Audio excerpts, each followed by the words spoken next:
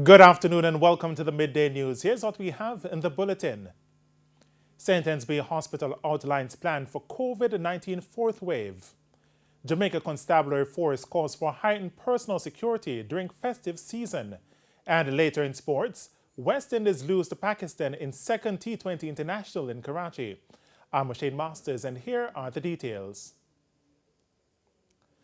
Hospitals across the island continue to brace for a possible fourth wave of COVID-19.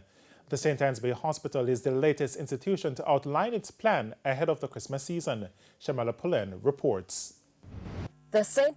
Bay Hospital saw a rise in COVID-19 cases during the third wave of the pandemic earlier this year. At present, the facility has 29 COVID-19 related cases, down from 150 it was seen daily during the third wave. Now with a fourth wave on the horizon, the hospital says it is bracing for what is to come. Senior Medical Officer Dr. Tanya Hamilton-Johnson says the hospital is watching the numbers daily to activate its surge plan. We have a target, a number of 40, if we are aiming for over 40, and we're seeing that our present isolation space of about 39 cannot maintain management. We'll have to go to the next plan, and that's where what we did in third wave, where we're seeing an overwhelming number and had to claim some of the wards that we normally use for the general patients, the general, when I say general, non-COVID patients. And as it relates to adequate oxygen, the hospital says it is trying to prevent a repeat of what happened during the third wave. We would have learned that we need to beef up our reserve cylinders, and that's what we're doing. We're working with our partners to ensure that we have at least an adequate amount, more than an adequate amount, to meet our demands. On our ward, we have pipe oxygen, so that is helping significantly. So reduce the reliance on cylinders. So we are in a pretty good space. Dr. Hamilton-Johnson says the hospital is just slowly going back to normal in treating other non-COVID cases, and with a fourth wave, this is going to be a further setback. Because this will, in other words, will cause another pandemic where you have chronic patients with chronic health issues having to wait and leading to severe complication and maybe possibly death. Therefore, health officials are making this appeal. One way the public can help in ensuring that we don't have an issue with oxygen is to get vaccinated. There is a direct correlation between unvaccinated person needing to be admitted to the hospital and the vaccinated person and our oxygen supply. Please, let us comply to ensure that we keep up with all the guidelines that would have been issued. Hand sanitizing, mask wearing, keeping our distance. This is so important. Shamala Pullen, TVJ News. One more Jamaican has died from COVID-19. The victim is a 96-year-old woman from Kingston and St. Andrew, who, according to the health minister, died on December 7. The overall death toll now stands at 2,429. Meanwhile, 41 new COVID-19 cases were recorded yesterday from 1,291 test samples. The overall case count is 91,843. The COVID-19 positivity rate is now 3.7%. Hospitalizations have increased by 16 people to now 114. 9 of those admitted are severely ill, while another 4 are in critical condition.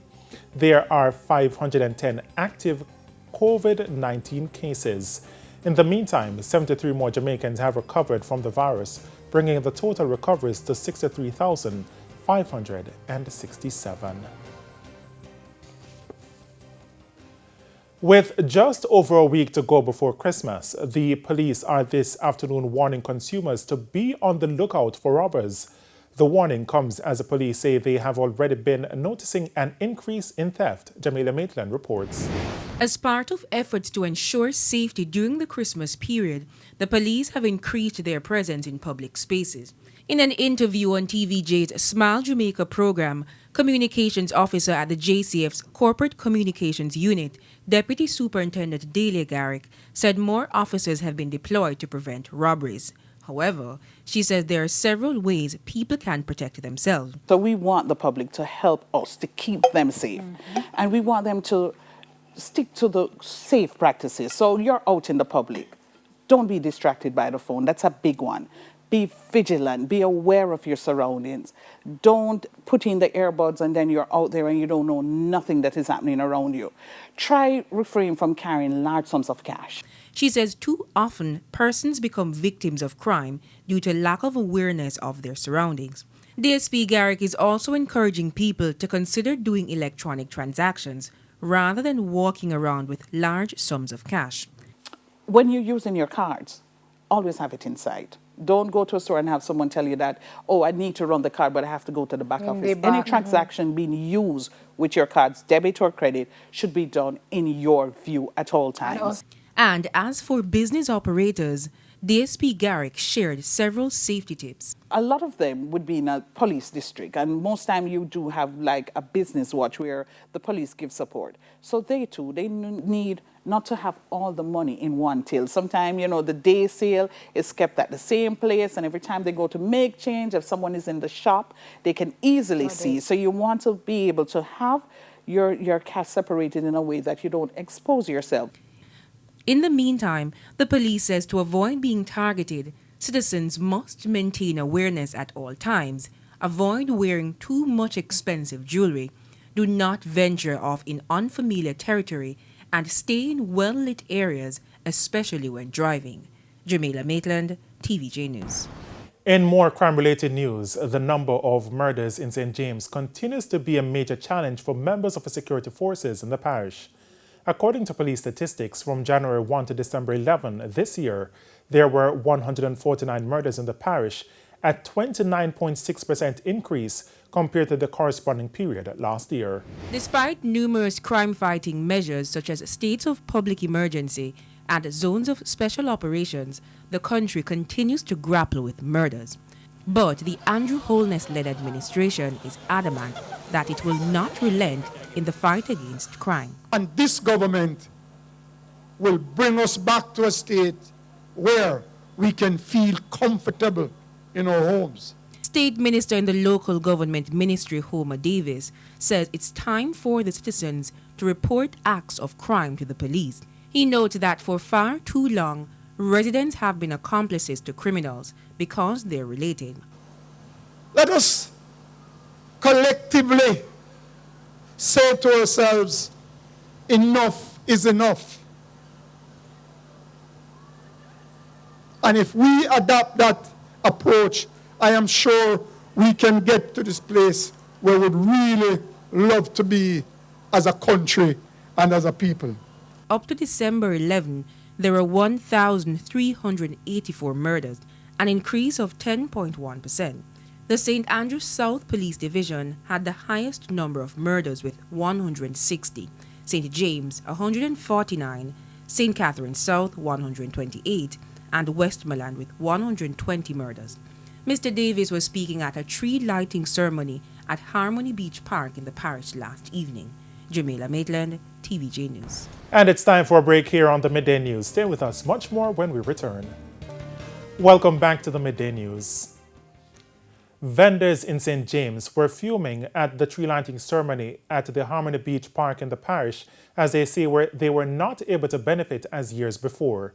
This due to the COVID-19 pandemic and also the relocation of the ceremony from the Sam Sharp Square to the Harmony Beach Park. Poor people something. And right now the people them bad off for themselves alone. All poor people go make a money. Come out and sell on Christmas tree lighting to support the children. Them now they take it over to the Harmony Park. They said no vendors even out here. No vendors, so it's no good at all for us. They're sabotaging us. TVJ News understands that only 50 people were allowed inside the location for the lighting of the tree. But another vendor who traveled from Kingston to ply her trade says that should not have been the case as the park can hold up to 1,000 patrons. I'm not going to make any money like this because first I'm like for the people and 50 person alone in a big park like that, 50 person. So the people that come to enjoy the show going home because they cannot go in there. So that's the next one. I mean, that could hold over 300 people kind of is big, as you can see. There's a lot of space in there. So I know we're not going to make no money this year, right here. In other stories, residents of Aberdeen Meadows in St. Anne are calling for the National Works Agency, NAA, to fix a problem that has been wreaking havoc in their community, especially when it rains. Sandra Williams reports. This was a section of the Aberdeen Main Road between Brownstown and Bamboo in St. Anne some time ago. The road was later repaired and a culvert was constructed to reduce the volume of water on the road when it rains. The National Works Agency NAA was granted permission to build the culvert through this property. However, the culvert ends on another road in Aberdeen Meadows. This means each time it rains, the community is flooded, causing damage to the road surface. It's why the residents are upset. This gentleman over here, his son and his daughter live there with their vehicle, can't come out. We have to pack it with stone. Over here where I live, the amount of debris that it carries down and washed out over here. It was like Dunn's River coming down. Every week you have to pack it with stone and shingle. And by a quint, the shingle wash out. So we need MWF to do something, correct back this. Because I saw it this year, it was nice and pretty good on there. So now the front end a leak out, back end a leak out, shut gone. Person can't break all them foot. You have age people over here, you have kids. Sometimes no light on the road much. So we never come on at night, you know, so anything can happen. So we need to adjust. When I talk about tomorrow, I know we want it done. The people claim they have contacted the NAA as well as the municipal corporation about the matter, but nothing has been done to fix the problem. I saw them up there, you know, the gentleman working on the culvert. I spoke to them about it. They said the contractor is coming here. The contractor came, the one who was in charge. I spoke to him about it. If I must call NAA, I tried to call him now. Don't know what next to do.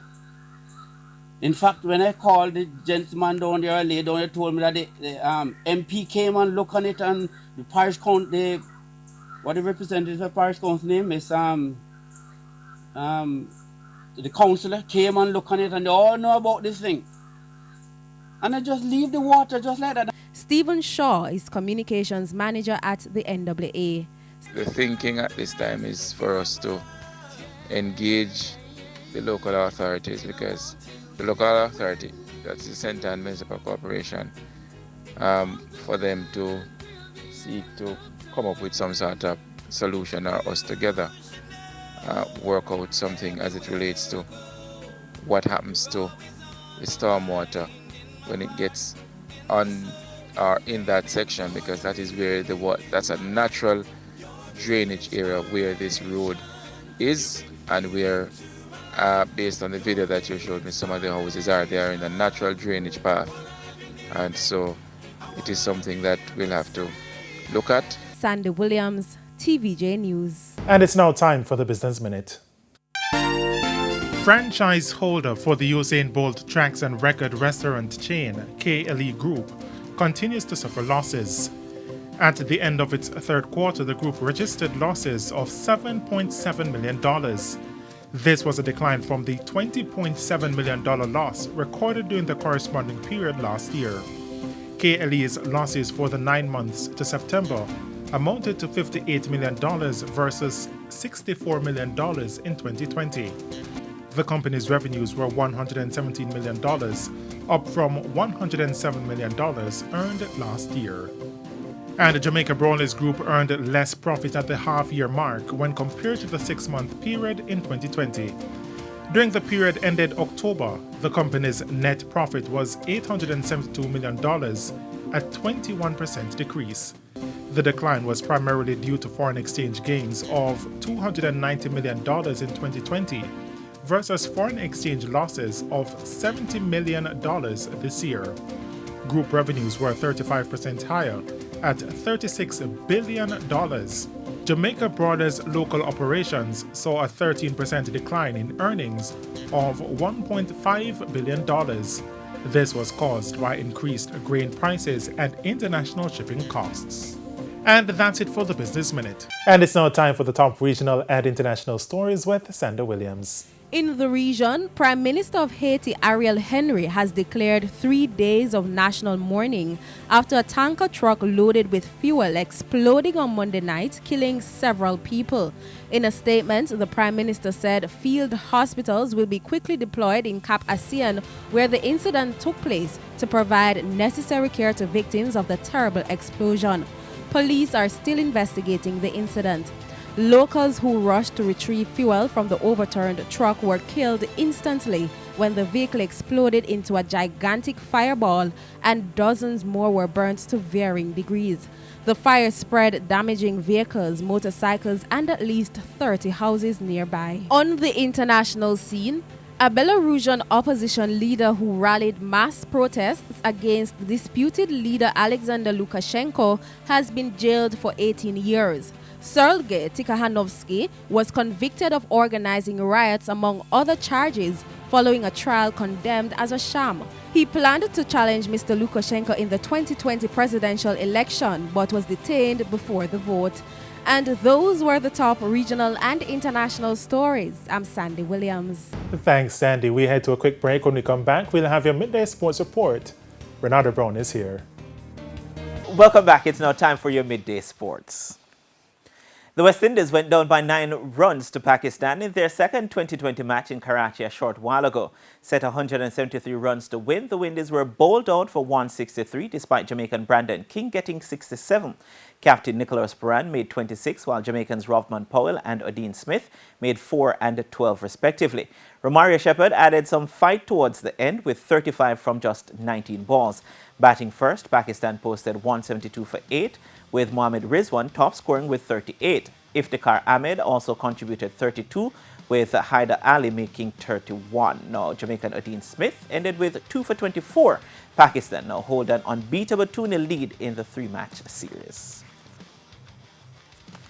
In football, defending champions Jamaica College will look to move a step closer to retaining their Asa Manning Cup title when they take on St. Andrew Technical in the quarterfinal round today at 1 p.m. Stats currently lead the group on goal difference after their 4-1 win over St. Catherine High on Friday. JC in their first game of the quarterfinal round defeated Mona High 2-0. In the other game in the group, St. Catherine and Mona High will search for their first point and improve their chances of making the semi-finals when they meet at 3:15. Both games will be played at the Stadium East Field. And 4 games are down to be contested in the Issa da Costa Cup today. In Group 1, leaders Dintil Technical will look to follow up on their 4-0 win over Cristiano on Saturday when they meet William Knibb at Manchester High School at 1 p.m. A defeat for William Knibb would see them eliminated from the competition. At 3 p.m., Edwin Allen, who also won on Saturday, will oppose Christian at the same venue. At Draxall, Mannings, who were the only winners in Group 2 on Saturday, can take a huge step towards a semi-final should they get the better of Happy Grove. Monroe College, who drew with Happy Grove in their first game, take on Vere at Kirkvine. Both those games start at 3 p.m. More football. Manchester United Premier League match against Brentford today has been postponed after a COVID-19 outbreak at the Old Trafford club. The league says the decision was made following guidance from medical advisors due to the exceptional circumstances of the outbreak. Earlier, United shut down operations at their Carrington training ground to minimize the risk of infection. In the past week, 42 Premier League players and staff have tested positive for COVID-19. Finally, meanwhile, 2 games are down to be contested today in the English Premier League, including leaders Manchester City hosting Leeds United. City sit top of the table on 38 points, 1 ahead of Liverpool, while Leeds are 15th on 16 points. The game kicks off at 3 p.m. 15 minutes earlier, Norwich City and Aston Villa will meet at Carrow Road, with both teams missing players due to COVID-19 positives. And that's it for your midday sports report. Shane, it's back to you. Thanks, Renata. And just before we go, Renata, we know that the West Indies team, they were dominant in T20 cricket. That's probably a long time ago. No, what can be done, though, to bring them back up to speed? I think the group in Pakistan now, they're young players looking to play the T20 World Cup next year in Australia. I think you have to keep this group together, have them play in all the series to come, someone like Brandon King in that making 60 odd today. Just keep them together for the World Cup come next year in Australia, and we should get better. The old guards are moving out. The youngsters should take their place, but they need the experience and they need the game. Thanks, Ronaldo. And that's it for the Midday News. I'm Shane Masters. Join us at 7 for primetime news. On behalf of the news, sports and production teams, have a good afternoon.